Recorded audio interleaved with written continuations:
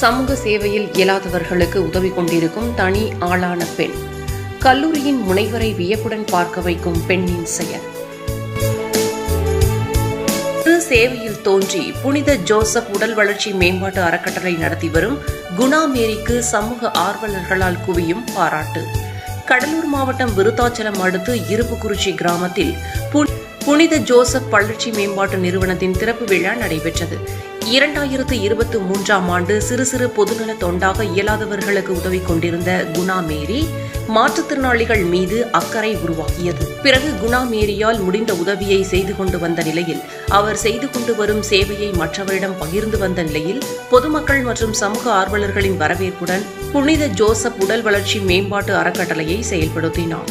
மேலும் ஃபாத்திமா அன்னை ஆலயத்தின் அருள் தந்தை பால்ராஜ்குமார், அருள் தந்தை விமல்ராஜ், பள்ளியின் தலைமை ஆசிரியர் அருள் தந்தை தூர்ததாஸ், கிருஷ்ணகிரி கல்லூரி முனைவர் சகாயராஜ், செல்வராஜ் ஆகியோர் முன்னிலையில் தலைமை தாங்கி உடல் வளர்ச்சி மேம்பாட்டு அறக்கட்டளையை திறந்து வைத்து குணா மேரின் வளர்ச்சியையும் செயல்பாட்டையும் எடுத்துரைத்தனர். இந்த உடல் வளர்ச்சி மேம்பாட்டு அறக்கட்டளையில் 20க்கும் மேற்பட்ட மாணவர்கள் பயன்பெற்று வருவதாகவும், மாணவர்களை வழிநடத்த 2 ஆசிரியர்கள் மற்றும் ஒரு பாதுகாவலர் செயல்பட்டு வருவதாகவும் குணாமேரி மகிழ்ச்சியுடன் தெரிவித்தார்.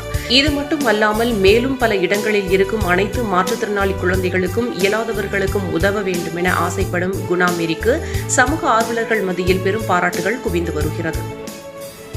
திருமதி குணஸ்தானமரி இவர்களை நினைத்து பார்க்கிறேன். இந்த இருப்புக்குறிச்சி திரு அவையினுடைய முதன்மை பொறுப்பாளர் பாசமிகு தந்தை பேரை திரு நிர்மல்ராஜ் அவர்களே, இந்த மாபெரும் கல்வி நிறுவனத்தினுடைய முதன்மை பொறுப்பாளர் அன்பு தம்பி ஜெயசீலன் அவர்களே, கிருஷ்ணகிரியிலிருந்து தன்னுடைய மாணவியினுடைய ஒற்றை அழைப்பிற்காக நேற்றே வந்து பாடம் சொல்லிக் கொடுக்கிற ஒரு பேராசிரியர், இந்த அறக்கட்டளையின் மீது மட்டுமல்ல அறக்கட்டளை ஏற்பாடு செய்திருக்கிற மாணவியாக இருக்கிற செல்வி குணஸ்தானமரி, அதற்காக வந்திருக்கிற அன்பு தம்பி சகாயராஜ் அவர்களே, வர்ணனையாளர்களே, நிகழ்ச்சி நிரல் தொகுப்பாளர்களே, இந்த சேவை என்று சொன்னால் நினைவுக்கு வர வேண்டியது யார்? அன்னை தெரேசா.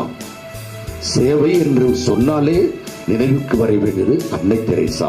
இலக்கியம் என்று சொன்னால் ஞாபகத்திற்கு வர வேண்டியது தொல்காப்பியன். கல்லணை என்று சொன்னால் கரிகாலன். கவிதை என்று சொன்னால் கண்ணதாசன்.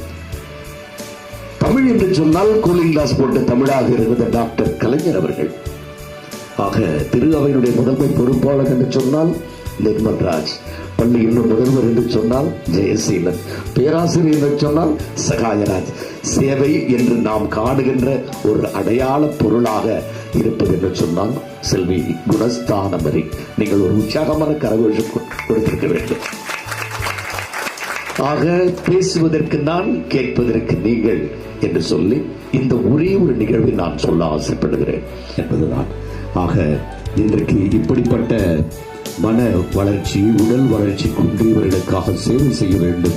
என்னிடம் வருகின்ற பொழுதுதான் கிறிஸ்துமஸ்ல எனக்கு கொஞ்சம் உதவி செய்யுங்க, அரிசி கொடுத்தால் அடுத்த நாள் ஒரு 10 பேருக்கு அந்த அரிசியை கொடுத்ததை போட்டோவோடு எனக்கு வரும்.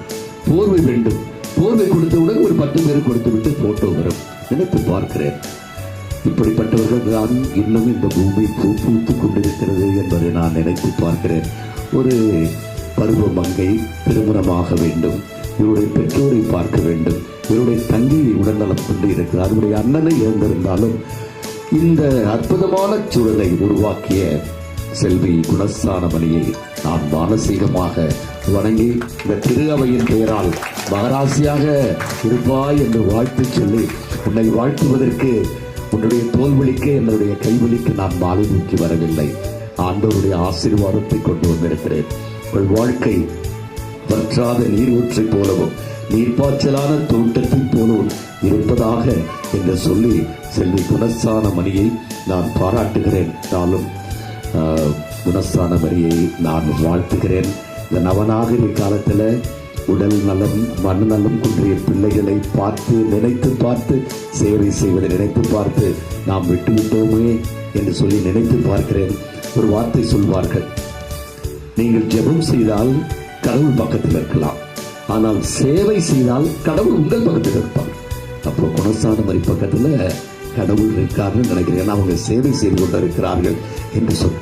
என்று சொல்லி ஒவ்வொரு கிராமத்திலும் ஏதாவது ஒரு புல்லாங்குழல் வார்த்தைக்கு வராத சோகத்தை வாசித்துக் கொண்டிருக்கும். அப்படி ஒரு சோக ராகத்தை சுரப்பிரித்து உங்கள் பார்வைக்கு படம் பிடித்துக் கொண்டிருக்கிற செல்வி குணஸ்தானமரியை மீண்டும் ஒரு முறை வாழ்த்தி, பூவாட, புவியாட, காயாட, கனியாட, மானாட, மீனாட, தேனாட, என் மனம் ஆனந்த கூத்தாட வாழ்த்துகிறேன். உங்களுக்காக ஜெபிக்கிறேன், பாராட்டுகிறேன்.